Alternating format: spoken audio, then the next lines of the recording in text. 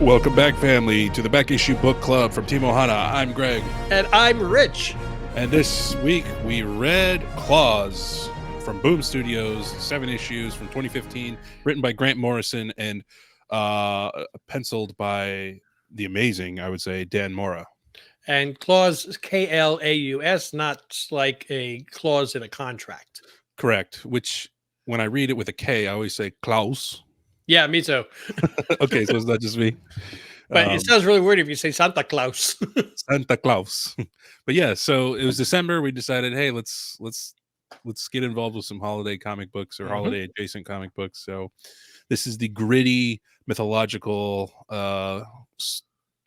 start of what would become Santa Claus, I suppose. Yes, it's kind of like an unknown origin story. Yeah. Brought to you as Boom Studios would do it. What are your thoughts? Just off the top. Okay, I really enjoyed it. I know, right? And the artwork is off the scale, man. It's off great. The chain. Dan Mora immediately has become one of my favorite artists. Yes, after reading this detail that he puts into the backgrounds of the towns and everything. Oh snowflakes, my god, snowflakes and beards and stuff like that. Like, I mean, but if you look at like the full town, and you see the roofs are snow covered. He's got a couple of roofs that have partial snow covering because they're higher up. They would be hit by sun, or they may have poorer insulation. And I'm like, so they would be warmer and the snow would melt. These are details that it would be so easy, just cover it with white. But no, he goes white part way up, and then you get the tiles of the roof. He took a lot of time in this. Yeah. And Klaus always looked so cool and badass with bandages. He didn't look too like jacked up, he just looked appropriate. He looked like a guy that would be living off the land and being a hunter. Yeah. Right, which is where the story opens. And we get introduced to him. He makes his way to Lundvisk or Grumsvig or something like that. The town. Yeah, exactly. Scandinavian town with an S and a V in it. Yes. To trade some pelts and stuff and get a drink at the bar. Yeah. And it doesn't turn out to be a very positive visit for him. No, he's like, it's Yuletide season. Why is there no dancing? Why are there no children playing? And the bar keeps telling him, like, you probably should stop asking those questions. Like he says, like 3 or 4 times. Yeah, which reminded me of the Mandalorian when Mando goes into that town and he's asking questions and everybody's just like, I don't want to talk to you. I don't want to talk to you. Yeah.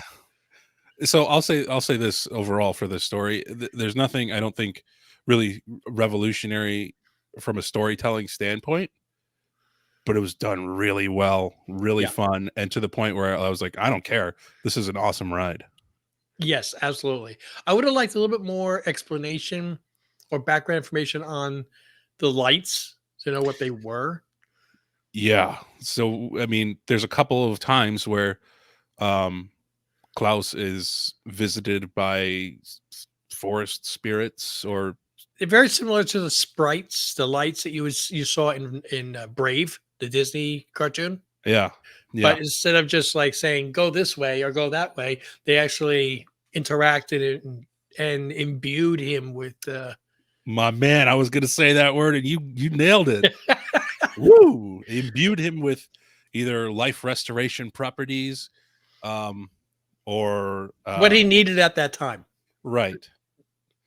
And he essentially goes Assassin's Creed, infiltrating the city at night, taking out guards one by one. But funnily, or in a funny way.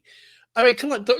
He takes a snowball, wheels it to the top of the roof because he knows by the time he gets down to the bottom, it's going to turn into a giant ball. And boom! Yeah. And was that the one where was it the? I'm trying to think which one was the one. Sven? I took out like the big oaf. Yeah, Sven will find him and eat him. How about you just catch him? Okay. Yeah. Yeah, so eventually I think he knocks him out, or no, he trips him because he was standing on a rope, so he pulls it. Yeah, Sven said, you fallen into our trap. And he's like, actually, you fell into mine.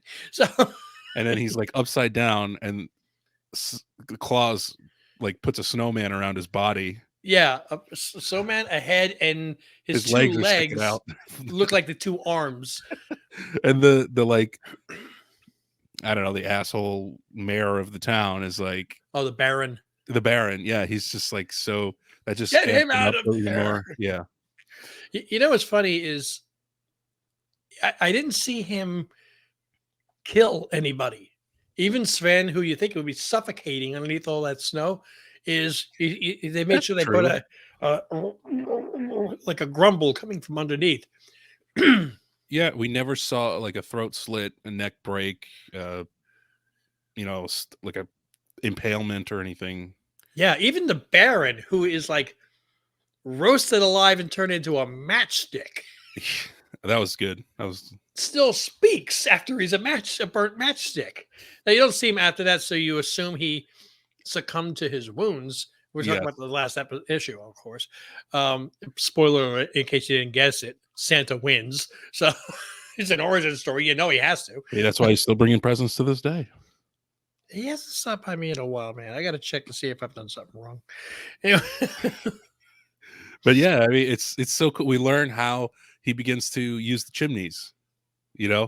because they're like, lock down all the doors, have a guard at every door so he can't get in or out. And then it shows Santa on the rooftops, and he's like, well, got to find another way in. Let's try this. Yeah.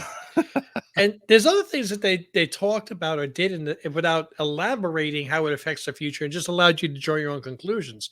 Like all the people worked in the coal mine. So if you're a bad kid, that's why he gave you coal. Instead of like devoured you, like whatever that thing was. Oh yeah, the demon. Yeah. But yeah, maybe it was just kind of a, you were a bad kid. I got 100 years worth of coal here. I got to just give it to you. Right. And even the kid in the beginning, he was like, "Oh, is that a toy? No, it's just a rock. To a kid, it's probably a toy. Give it to me." I'm like, okay, so maybe bad kids are supposed to play with coal. Yeah. I'm trying to think. I was surprised that we never got reindeer. And it turned out that he used, I mean, I'm not complaining, but he used wolves, including his baby wolf Lily. Yeah, I was actually thinking about that as you were saying. I'm surprised. I'm like, I hope he talks about the reindeer. Especially since like the second page of each comic book shows a drawing of him fighting a big reindeer. Yeah. I think that actually happened in the first issue, like very early. He was just hunting with his dog and, got one of the deer. But yeah, like you said, every like first title page it shows that drawing. So, which is an epic drawing, by the way. Every drawing was excellent in this. I mean, there was some of these 2-page spreads. I would just like look at it for a minute. I would turn it around and say, Katie, look at this. And she'd be like, whoa. Yeah. And it wasn't just like the penciling, it was the colors that were used in everything too. The depth, the fields, with all the shadings. I love the artwork in this. Like I was just talking about, the wolves were pulling his sleigh. That was like a 2-page wide spread, and that was just psychedelic, like, yeah, but without being like unicorn vomit, without being too much. It was just like perfect. It was so cool. There were little tiny scenes where the story, I'm like, wait, what? Episode, was it issue 1 or 2 where he gets, I think it's 2, where he gets cornered in that dead end of the town by the guards. I remember the dead end. And they send the dogs in. Oh, the hounds, yeah. And Lily shows up, and all the hounds like, no, I'm not messing with that. And they run back. Right. So Klaus says, oh, you must have snuck in here somehow. Come on, get out of town. Get out of town. I'll find my way out. However she snuck in, why don't you follow her back out? Apparently there's a hole somewhere. She knew where it was. Follow her back out again. That's true. They even mentioned like that by name. Like she must have found a crack and slipped through. Yeah. And if it's big enough for a 200-pound wolf. Huh. And I've seen wolves in real life. They are so much bigger than you think they are on TV. Yeah. Always every time I go to if I go to a zoo or something, I'm like surprised, and I'm just like, whoa, That's a big dog. Yeah, I was up in New Hampshire a long time ago with a girlfriend at the time, and we visited a wolf sanctuary Uh-huh. where the woman rescued wolves, raised them to healthy status, and let them back into the wild. And she was taking donations to pay for all the meat that she had to pay for. It's like Yeah. $50 a day in meat, and we're like, well, let me pay for tomorrow. But she's getting ready to toss the meat in, and one of these wolves, and I'm a big guy, this wolf looked bigger than me. He's looking at me like, why don't you keep the hamburger? Give me him. And he's looking at me through a chain link fence. So I'm like, I have never felt like a meal so much as I do right now. Oh shit, that thing wants to kill me. He's just like, yeah. Come on, slide over here, squeal like a pig. Oh, so yeah, they're big. If she found a way through, why didn't he follow her back? I mean, kind of like the new the sequels rather of the Star Wars, where they follow the crystal foxes out. Yeah, I didn't even think of that. Thanks a lot. Yeah, I'm sorry. Sorry for bringing up those movies, but oh no, that's a good point. I didn't think of that though in the story. But so what did you think about when he woke up and he's like, "Why are my hands so tired?" Oh, I loved that. I loved that. At the end of the first book, I think, and yeah, he had like passed out or gone to sleep. I forget exactly. And like, he was whistling this tune, which brings the lights, while he was taking his healing potion. And yeah, and so essentially, I guess he like blacks out and doesn't remember. And he wakes up with Lily, and he's like, "Why are my hands hurt?" And he's surrounded by all these toys, just in the middle of the woods on the ground. Yeah, and turns out like they're magical toys. The little wooden birds, they fly and they interact with the kids, which is basically it's showing it to put that in the context of today's day and age. It's how kids' imagination can bring toys to life. Well, and they reference that later in maybe 5 or 6, when the spoiled rotten kid. Yeah, Lady Demog or something, the beautiful redhead. Yeah. Who I thought was going to be Mrs. Claus. Yeah. Yeah, me too. Surprised when her ending, but she's with her up until that point, super brat, spoiled son who she's had with the Baron. Yeah. Teaching him how to play basically and use, be like have a normal kids imagination.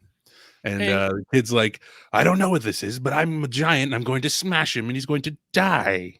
Yeah, and I thought it was so smart what she said there. Well, that would end the story, and then you'll be born again. What if you did this instead? Yes. And that's such a great way to come at it, because with kids, if they say red and you say no, blue, yeah, it's a stalemate and they dig in deeper. Mm-hmm. But if they say red, you say, what about magenta? And you kind of come at it from the side a little bit, Yeah. It leaves room to grow. And that was just super awesome writing. Look, prior to that interaction, that was King Joffrey. And if he had been poisoned to death, I wouldn't have cared. I didn't care. But when that interaction with his mom and the look on his face, like, are we playing now? Are we playing? Oh, yeah. Are we playing now? Yeah, that was like, sweet. This is the first time I'm actually playing with somebody in my life. And I think I like this. I'm like, oh my God. Now I went from I hate this kid to wham. Yeah. Here's a blanket and some cookies. Yeah, serious. Yeah, it was really sweet. It was a really sweet moment. And that really, that moment really put the line in between the Baron and mother and son. Yep. To separate them. And even the Baron at the end was still, his last words were "Save my son." Yeah. So I'm trying to do all this for my family. You're an idiot. Okay. Yeah. Yeah. Well, so this whole time we're led to, he keeps saying, I hear the voice. I hear the voice. And you're kind of led to believe that he's sort of just hearing voices until the little hero kid, the little blonde boy, his father is down in the mine, and he's like, "I'm sick of this," and he hits it like real hard, and it cracks open Yeah. the last like blocking of, I don't know, was that like Krampus or something? I don't know what that demon was. I guess it was supposed to be, but I didn't get the feeling that he was imagining it, because even all the miners are like, "Oh, we keep hearing all these voices, man." But it Yeah, was he kind of comes. like the character in Shang-Chi that was locked behind the wall, and he's deceiving him, trying to get out. That's right. Yeah, because this whole time Baron is having this conversation saying, like, in return, you're going to make me king, and I can command you essentially, but you Yeah, can do whatever you want, and I can bring you out and free you. And then once he gets out, he's like, "No, dude, I was just using you to get out." yeah, I just said that. You got no power over me. Matter of fact, I'm gonna eat you, kid. I'm gonna Yeah, eat- right. And then atomic blast on you. Speaking of Godzilla, Oh man, maybe it's more of a napalm. it's been a great weekend, man. It really has. Jeez, because this story was great. Yesterday, I got to see Godzilla -1. Which, do you understand the title of -1? I just really quick. No. After Nagasaki, Hiroshima, the Tokyo bombings, and everything else, the devastation that was in Japan made you feel like Japan is at zero, Yeah. and it can't. It's like, we can't get any worse than this. We're at rock bottom. Godzilla -1. Yeah, it can. Oh, interesting. Yeah. All right. So, score for the book, or for the limited series. For the series. Okay. Wow. Like I said, it's been a really, really good weekend. I've really enjoyed this. It's like either this number or this number. Do I go to the higher one, which makes it sound amazing, or the lower one? How about I go right in the middle? 7.75. Because 7.5 sounds low, but 8 sounds high. Now, you know what? I'm giving it an 8. I really enjoyed this. There you go. Yeah, man. Give them out like candy, man. Yeah, I mean, I'm going to give it I'm doing the same thing except a little bit higher. Ooh. I'll give it an 8.5. You will be a miser like me, huh? Gotcha. It just was super awesome. It was really, really good. And on top of that, just it was not what I gorgeous. was expecting. I mean, when we first said we're going to read the Klaus story, which is like an origin story for Santa Claus, I'm like, oh, it's the holidays. It's kind of what you're expected to do. I'm already like like not listening to certain radio stations on the way to work, because like, it's all Christmas music for the entire month of December. Yeah. So I was not looking forward to it. And as I started reading it, I'm like, this is, I think it was like the first page, second page, third page. I'm like, dude, it's not just the cover art; the interior art is off the hook here, and I the mean, writing that's is real well. yeah. I'm already into this. I'm invested in this in the first couple pages. Yeah, that's what happened to me. It was awesome, man. Highly Yeah, recommended, especially this time of year. It's fun, I wouldn't say it's for little kids though. No. No, no, no. If I would have put a minimum age on it, I would say 10. I would say 13. I had, I was a latchkey kid in the projects, so when I was in kindergarten, so Yeah. So there you go. I wouldn't see Animal House when I was 10. So Yeah. Not me. Shall we talk about what we're reading next week? Absolutely, lay it on me, brother.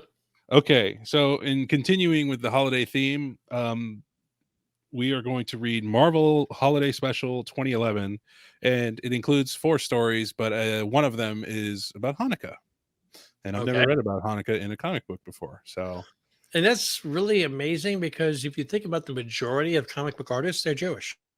yeah, I mean, all those huge names from the Golden Era that you think of in Silver Age, like Stan Lee, which you informed me was, I didn't know that. Yeah, I just wonder how, if it was annoying to them. I don't know what other word to use there. Disrespectful to them to constantly have them drawing and writing stories about the Christmas season and not acknowledging their own. I don't know.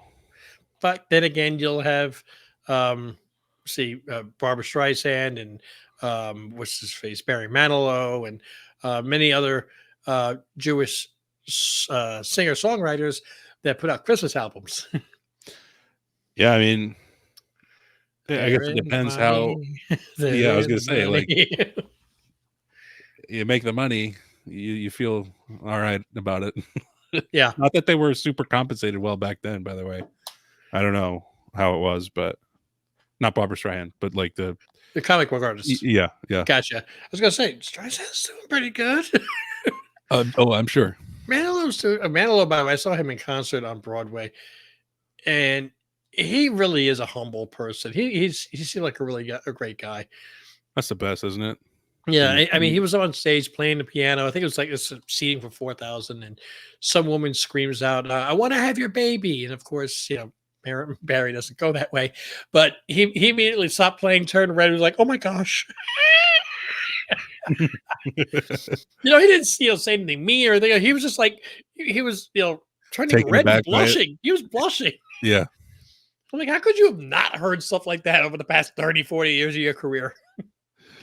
So, yes, Marvel Holiday Special 2011. And this week, we are finally going to get the actual or the re-release of Kill Your Darlings #3 on Wednesday. So, yep, that will also be included in next week's episode. Now, I'll be honest, I read that today, and I'll reread it to keep it fresh in my mind. But reading that after Klaus was like a shock to my system. Okay. Wow, I was like, oh, whoa, okay, yeah, that's right, that's this kind of book. Okay, forgot that. Oh, well. Maybe I'll read that first next week, and then cleanse the palate with a little Hanukkah. Yes, probably a good idea. All right, well, are we good, sir? I believe we're good. I just want to remind everybody, December 30th coming up. I'm going to be representing T. Bohanna on Rob's Fat Stacks of Comics, which just won one of the comic community awards. Oh, for best collaborative show. Yes, for C3 Comics Curing Cancer.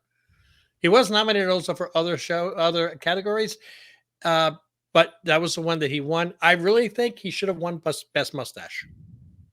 Is that a real one? Yeah.